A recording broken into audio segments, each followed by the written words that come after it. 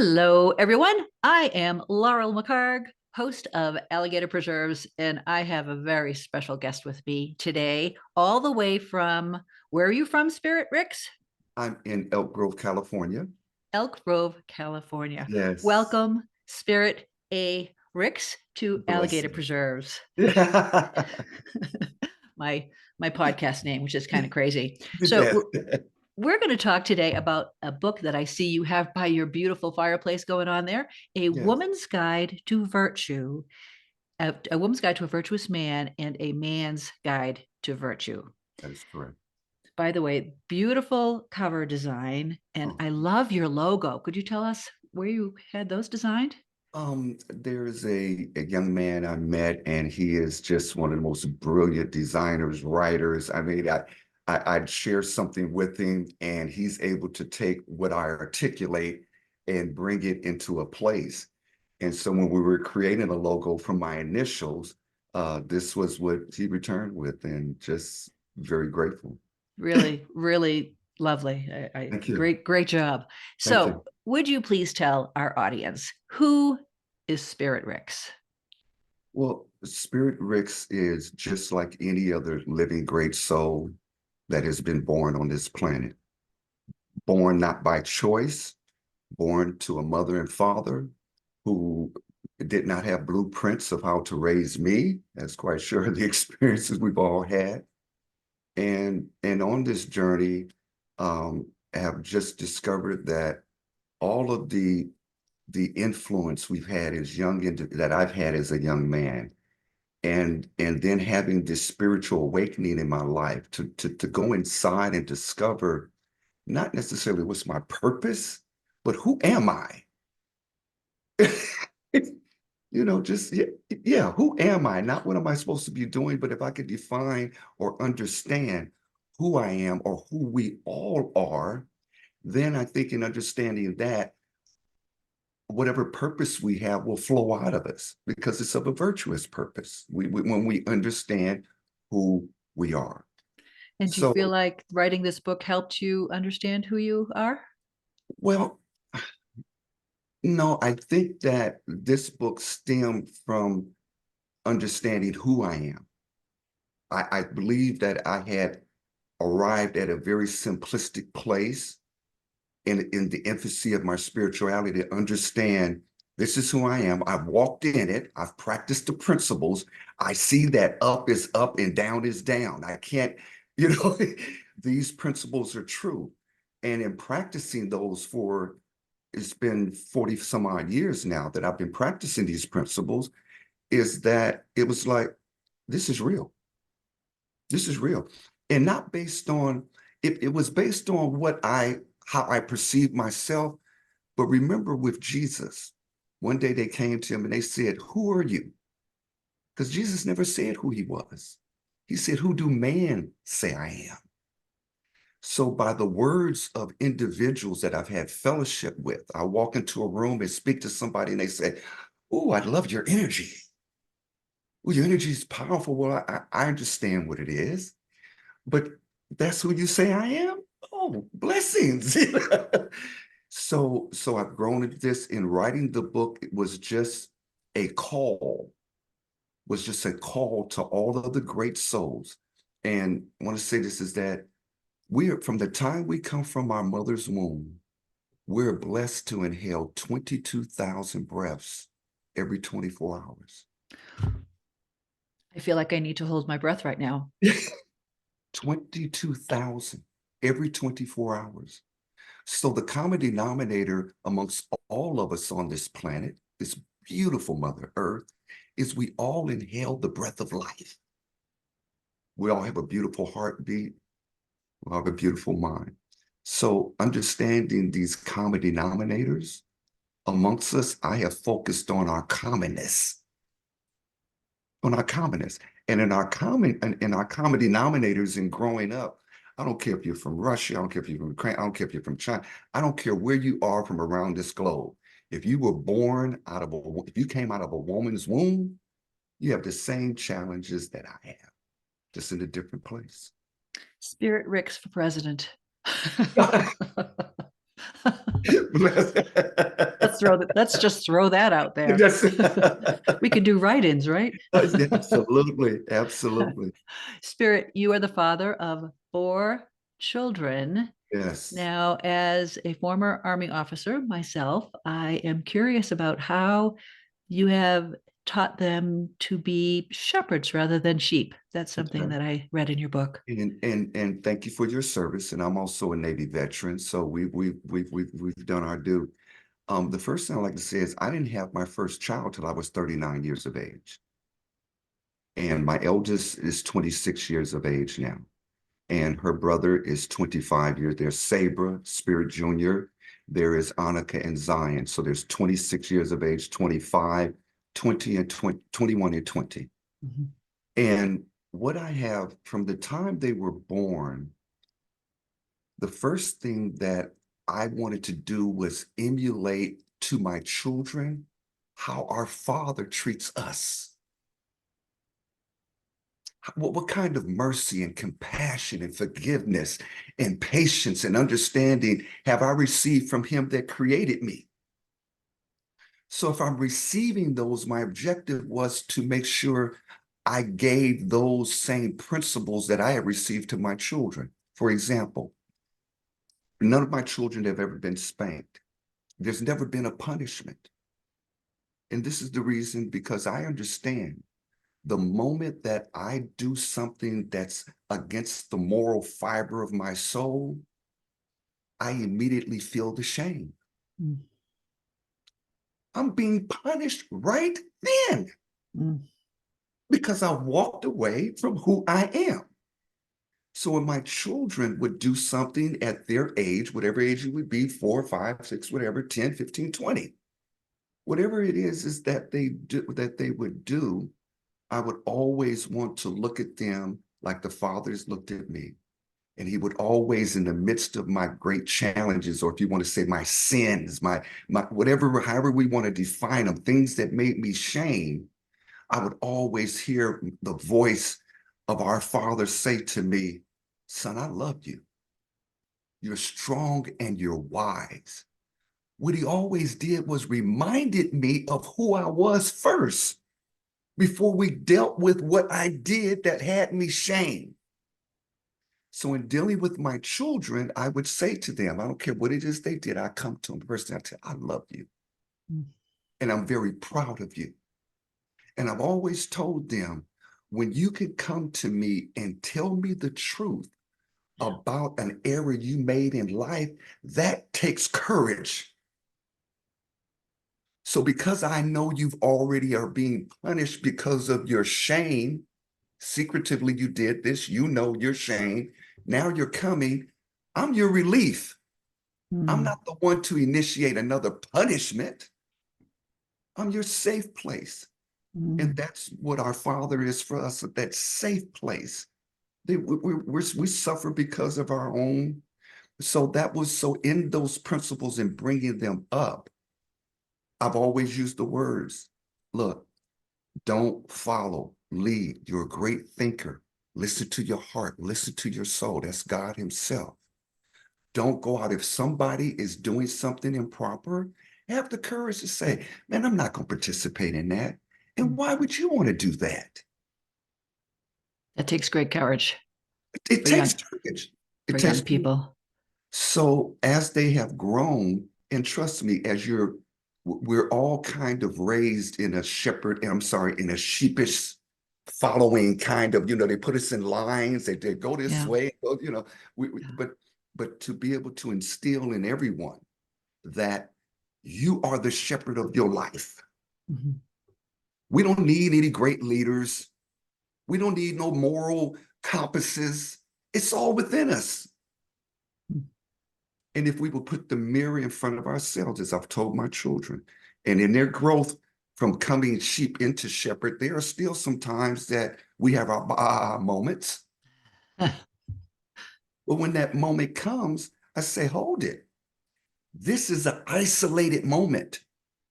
This does not define you. It does not shadow you. We address it right here and it will never be spoke of again. Mm-hmm. It goes into the sea of forgetfulness. We don't want to be reminded of our errors, and so we want to be applauded for the things that we are doing properly, and that's what strengthens us. Well, So thank you those for are the that. Yeah. principles that I have instilled in my children, so that as they're older now, I have no concerns about them. Yeah. Oh, that's fabulous. I know that my own children, we have two sons, two amazing sons, And how and old are your sons? they're And how old are you? 33 and 30. Okay, And yeah, okay. and our oldest son is deployed right now. We're hoping he gets home soon in the next couple of months or so. But I Yeah, remember them telling me a while ago, it's funny because sometimes they'll do something when they're young and you don't find out about it until they're way older. right, right. And I remember one of my sons telling me, I didn't want to tell you I did that right away because I would rather that you found out later and got angry with me than found out immediately and were ashamed of me. So I thought that was a really interesting thought process that he went through. He would Yes, rather deal with the absolutely. anger than the shame. Yes, So yes. And if I may inject this, yeah. I'm going to say this to all parents, for those that have authority over young ones. A child will go to another home and talk to another parent or talk to someone else. Why? Because they know there's not going to be any punishment. Mm. The reason that our children will not talk to us is because, first of all, we're not listening. We always want to give instructions. But if we sat back and humbled ourselves and begin to listen, we have two of these Mm. and one of these, and these are in stereo. Yes. If we sit back and listen, we would understand what a young mind is, how they're interpreting society, how they're interpreting their existence at that point in time. But they come in and they do something wrong and we punish them. Therefore, why am I going to tell you I've done something I know I'm Yeah. going to be punished? Right. So I would just want to say to all great souls, all parents, is breathe, relax. Look, we're okay. We did a lot of wrong. God was merciful. You know what I'm saying? We're still So, here. yeah, exactly. And look at us. So we're Yeah. okay. And your children are going to be fine. Just be a safe place Yeah. where they can come. And that's for anybody, any Yeah. relationship. Great, great advice. So you mentioned in your book that you've witnessed many childbirths. Yes. I'd like to know how those experiences changed you. um, the first childbirth that I witnessed, I was ministering in the church, and there was a woman there that was pregnant. And that evening, and I knew her but didn't know her that well. But the man that was the baby's father was nowhere around. I got a call saying she was at the hospital. I had never been in a childbirth. She was at the hospital, and she wanted me to come. And her cousin went to that childbirth. It was not a natural childbirth where it was not a vagina, birth. Mhm, They mhm. literally had, and it wasn't a bikini. He stayed in the canal so long they had to cut her from Oh, the top, yeah, all the way yeah, down. yeah. And in seeing that experience, watching that woman that had had an experience with a man, and that man wasn't there, Mm. and to see her battle for her life, even when you give childbirth naturally, a woman you can't get any closer to death. Mm.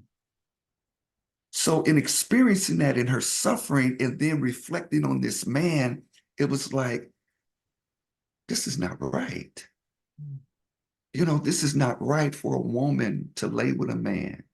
And I know we don't have the experience to have children. We just want the pleasure out of it. But children do come, and be ready for the responsibility of it. And for him not to value his loins, and for him to understand that woman and have anything to her, that really, it was an eye-opening experience to see a woman labor, and for the love of her child, for the love of her child. And when I see that labor, I see our Father, how he labors for us through his patience, his kindness, his love, his teachings So that for did his something to children. you. That really did something to you. Yes, Yeah. Yeah. You talk about humility yes, and as part of being virtuous. Can yes. we learn humility? Humility, humility, yes, we can learn humility. To learn humility, it must be taught. That's how we learn. Mm. The challenge in life today is that we're not getting those examples in our home. As I said in the book, did you ever witness an elder in your home repenting? So if we're not taught in the environment that we're raised, if we never witnessed our mother, our father, our elders say they were sorry for raising their voice, or say they were sorry for that the parents shouldn't have been acting like that, and we've said we're sorry to one another and we can't act like this is not the way mother and father, husband and wife. If a child doesn't have that kind of example in them presented to them, they can't emulate it. They can't emulate it. And so humbleness is really, and the challenge with individuals, you've always had people have tell people you're wrong, you're wrong, you're wrong. And now people are walking with this sensitivity. I don't want to be wrong. Don't tell me I'm wrong. How come I'm always the one wrong? You know, we get wrong.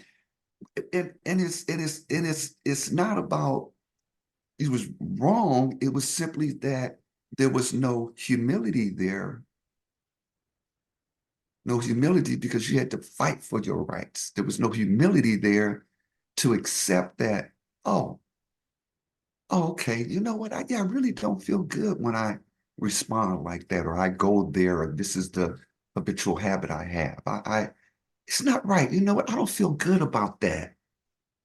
I need to make a change because I can. Now, how? That's the journey. But when you humble yourself and say, I want to change, that's the beginning of the journey. Right. Right. You can't change a person. A person has to want to change. And again, I'm Yes. sure you've learned this with your children. I've learned this with my children. I've learned this with friends. You can offer advice, you can offer all kinds of things, but if the Yes. person isn't ready, it's not Yes. going to happen. No. So we have to, again, then humble ourselves to realize that we're not the ones meant to fix anything. Hello. Hello.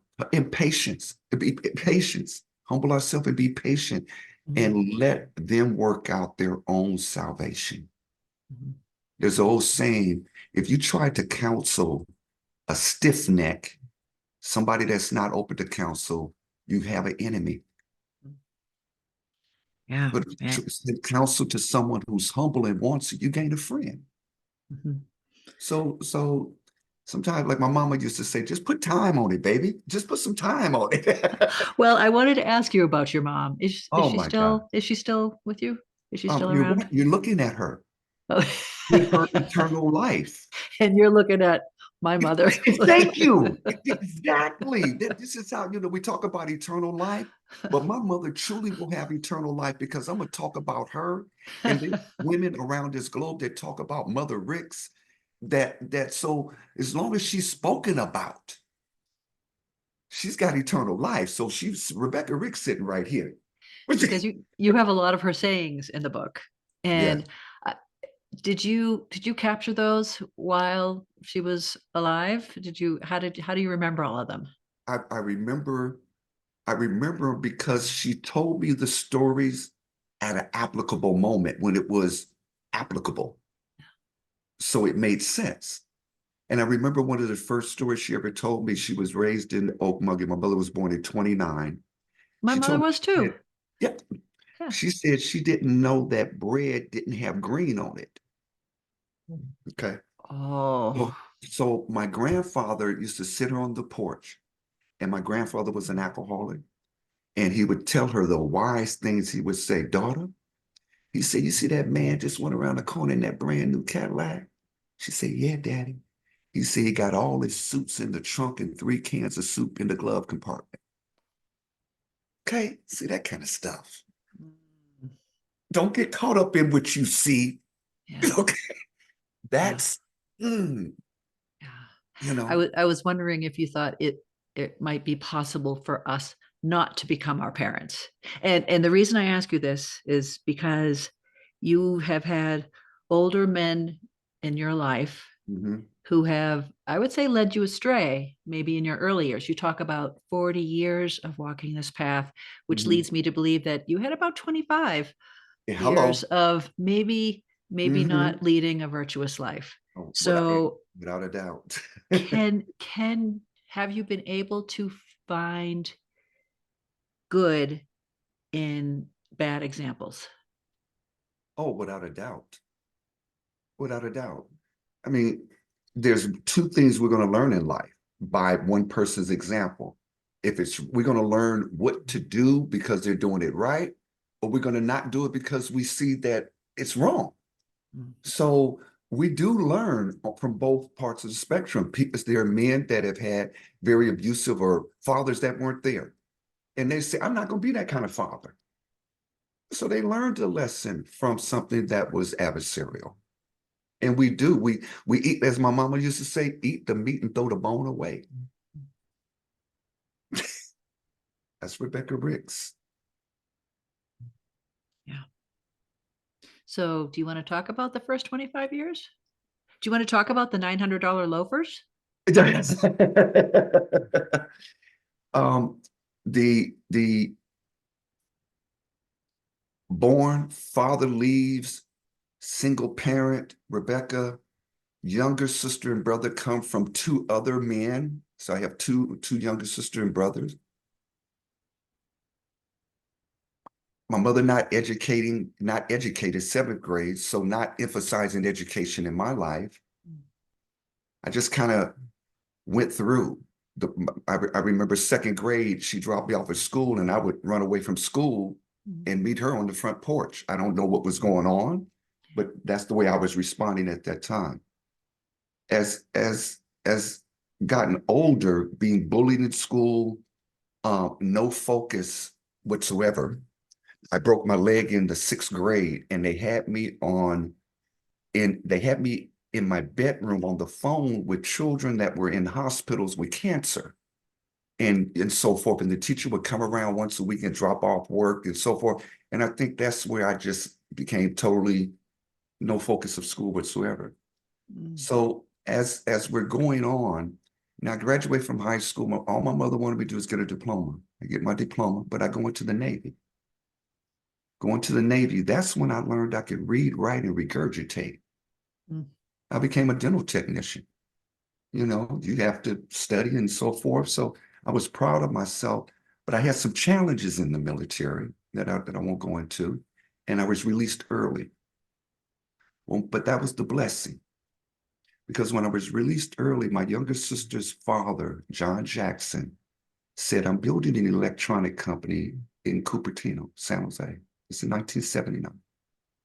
He said, if you'll come, I'll give you $5 an hour. You live with my wife and I've got a car here that you can drive. That experience led to my exposure to money and business principles. And as a result of that, I bought my mother a home. I moved her from cockroaches and raid and food stamps. And now we had ants in our home. We had the rich man's roaches. You know, at 21 years, 21, 22 years of age, that's for from a child to be able to buy his mother a beautiful home. And I was walking in tall cotton. So now I've got a little bit of money. I'm able to go down Rodale Road and buy $900 pair of loafers. I go in there and spend $5,000, $6,000 like it was nothing. I kept $25,000 worth of gold on. I kept my $500 slacks on, and I didn't walk out the door unless I had $1,000 in my pocket in $100 bills. I didn't keep any change. But what I discovered I was doing, see, we were born in a capitalistic society. They teach us to make money, and the seduction is your value is on what you possess. Yeah. The definition of a man is you got to have money, you got to have a car, you got to do this, you got to do that. That's a man. Well, I was a man. Okay. I was still a scared little boy, had all these depreciable assets. But people inside, oh, look at Spirit, look, oh, look. He's successful. Yeah. Thank you. Yeah. Thank you. So I'm thankful for that journey and that exposure to those finances and I had prayed one time, I said, why was I exposed to that wealth? He said, because I wanted you to understand what money does and what it doesn't.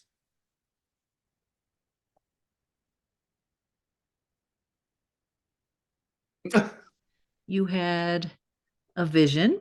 You talk Yes, about the book of your life. yes. And so I'm guessing this is sometime after you realized that everything that you owned and wore, that was not you. It was not, this is where I'm trying to find out, who am I? What am I? So tell me about Not the the right. vision. Yeah, so in the vision, this was in the mid 80s. I was sitting on the porch and I just closed my eyes and I saw myself going to this library. In this library was all these great books. I was drawn to the great wood, but there was still a library, you know. I've never even walked in the library. 1.3, don't really have a need to go into one. But I go in and I see this giant conference table. In the center of the table, there's a book, giant light on it. As I get closer and I touch it, I immediately understand it's my book of life. I open it up, I go to my point of consciousness, and I could feel. I remember I set the couch on fire when I was 4 years old. I was under it playing with some matches. And I could feel that experience. I did it. Yeah, I could read it and I could feel it. So as I'm going on down the path, I'm getting to where I'm making adult decisions, but I see that they were very wicked and unrighteous. And I was extremely ashamed of it because I could feel the shame as I was reading it. And I tried to take my hand and wipe the words out. And this 4-foot block diamond stopped my hand. And my spirit spoke to me, my soul, it said, it's wrote. What's wrote is wrote. It can't be erased, can't be changed. It's done. Okay, I keep flipping. I get to my present and I see the vision being wrote down as I'm in this. And then down the conference table, it went on for an eternity. And so did my book, the pages. So I'm going to see what's destined in my future. What does the Lord have in store for me? I'm flipping and flipping and flipping. I flipped until I got tired. And the common denominator on every page is that it was blank. And that's when a pen entered in my mouth and said, you are the author of this book. Can't nobody take this pen and write nothing in your book. What that revelation did for me, it says, accept responsibility for your behavior, young man. Yeah, I got all these things in the past in my book that I could have blamed my behavior in the current on this. But our soul gives us the power, if we acknowledge it through humbleness, to make the transitions necessary to move us down the path of virtue. So that is the purpose of that vision for me and for all others, is you're writing this book. You're writing it. And when you're sitting here in the present, thinking about all the concerns of the future, you're burning your present up. When you're sitting in your present thinking about all your guilt and shame of the past, you're burning your present up. We are shepherds. Yeah. Yep. of our minds Mhm. to live in the present. You talk about forgiveness, being Yeah. Oh, able yes. to forgive, Yes. and how, I mean, I've experienced this in my own life. It's, and again, it's difficult to forgive when you feel you've been wronged in a huge And, way, right? and you have you and more than likely you have been wronged. Yes. If you don't forgive, what I learned eventually is that it festers in you. It Yes. it saps you of energy. Yes. It consumes good things. Yes. And once you can forgive, you might not ever forget, but if you can forgive and release it, it's Yes. so liberating. It's just Now, like, okay, that person is no longer going to have power over me because yes. I'm going to let that go. Yes. Now you said something very interesting, and I hear this said, I forgive, but I don't forget. But I remember a scripture where it says, I throw it in the sea of forgetfulness. Mm. Okay. Now, why do we say we forgive, but we don't forget? Because we haven't learned how to truly forgive with an understanding. There is a pure forgiveness. And the way that pure forgiveness is triggered in my book, I wrote about it. My neighbor lives down the street from me. He was the one that saw his father pistol whip the individual. Okay. And when he and I talked, and he began to tell me the story about his father's upbringing, I said, man, your father went through that? That's how, brother, no wonder that's all he could do with you. Yeah. See, people do, like you said earlier, we think somebody, yeah, somebody has wronged us. We may not understand the origin of their behavior because you're not the first person they wronged. Don't take it personal. Okay. That's their behavior. That's what they've been practicing. The origin of it, I don't know. And possibly because whatever, they could have been abused. They could have been that. We don't know what happens with people. But when a person comes before you and they tell you they don't understand what 2 + 2 is, then you must have compassion. Mm. If a 7-year-old child is in front of you and he's saying 2 + 2 is 9 and he's guessing all over the place, you say, stop, stop. You told me the first time you didn't know, and I'm sad. It's told me volumes about you, young man, that somebody hasn't been in your life where at 7 years old, you don't know what 2 + 2 is. Now, I don't know why he don't know. I just know he don't know. That generates, that understanding generates compassion. Compassion is the root that pure forgiveness comes out of. An understanding of that person's plight. And when you understand it, oh, I didn't know they went through that. Oh my God, I didn't understand. Yeah, I know you didn't know, but their behavior showed you they were having challenges. So you should have compassion Mhm. Mhm.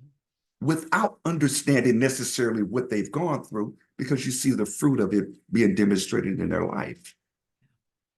So I still have a ways to go then. I've been able to forgive and maybe not forget. So part of what the reason you wrote your book is because you say you wanted to leave people better off than when you found them, Yes, ma'am. Yes, right? yes. So I feel like you have already helped me because I still have I still have a ways to go. But As we all do. But we're yeah. practicing on it. Ain't no shame and I got a ways to go. We on the road. That's the important thing. I love that. Spirit Ricks, I could talk to you all day. Your book, A Woman's Guide to a Virtuous Man and A Man's Guide to Virtue, you've got Yes. a lot going on in there. You've got personal stories, you've got you talk directly to your sisters and your brothers and men, and you talk to a lot of people in it. And in the end of your book, you have a song. Tell me about the song. This was a song called Changed Up. And a young man by the name of Joshua Fisher wrote the song. And he actually performed the song, and his wife is in the song. She's the vocalist. So this is a husband and wife that is performing the song. And what I love about it is he's 30 years of age, 2 children, have been together with this woman for since they were 17. And you know the challenges you have in youth having children and trying to.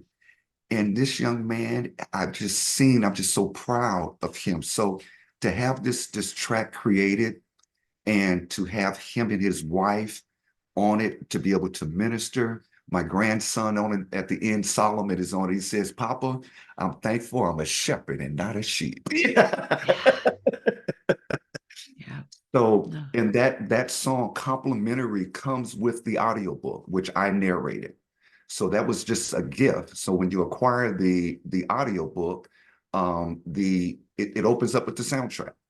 All right. And I believe on your website too, we can listen to it. Oh, that is correct. That is correct. When you open up the website, the song does app. Thank you so very much. It does. And so, Spirit, do you have any other advice to our listeners? I mean, again, your book is full of Yes, wonderful yes. stories that I think just about everyone can learn something from. What would you like to leave our listeners with? What I want to leave us great souls with is that we're living in a time where there's a passage that says, above all things, don't deceive thyself.